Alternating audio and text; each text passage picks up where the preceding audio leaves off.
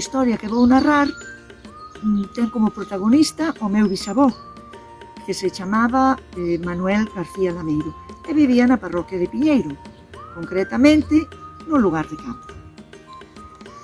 El tiña a casa ali ao lado do campo da festa e moitas noites levantábase e puñíase a mirar pola ventana. Entonces a súa muller chamaba e dicíalle: pero Manuel, que faz aí nas noites de inverno co frío que fai? Vente pa a cama. Pero el seguía na ventana. E despois, cando se metía na cama, contáballe todo o que vira pola ventana. Dicíalle que vira a veciños dali, que ainda seguían vivos, que os vía, que vira o entierro. E vía desfilar todo, quen iba detrás da caixa, como iban vestidos. El daba detalle de todo. E a súa muller case que non o cría, porque dicía: ai, Dios mío, pero ti non estarás soñando. Pero o caso é que el unha noite, outra noite, outra noite, e contaba sempre, iba contando como vía, como era o entierro, a xente que iba, e todo. E o caso é que pasaba todo como el o contaba. Uns días despois, unha semana despois, as cousas acontecían tal e como elas a contara. Bueno, é así un montón de anécdotas.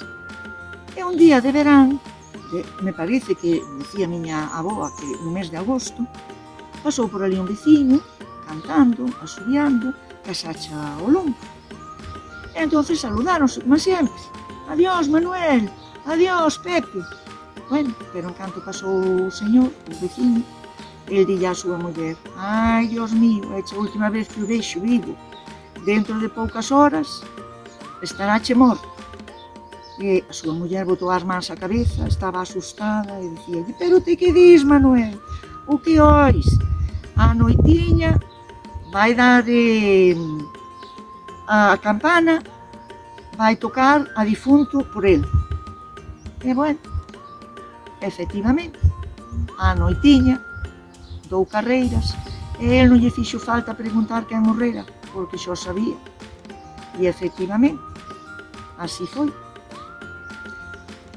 Bueno, pois, aínda que estas historias parezcan contos fantásticos, así mo contaba a miña aboa e así o conto eu.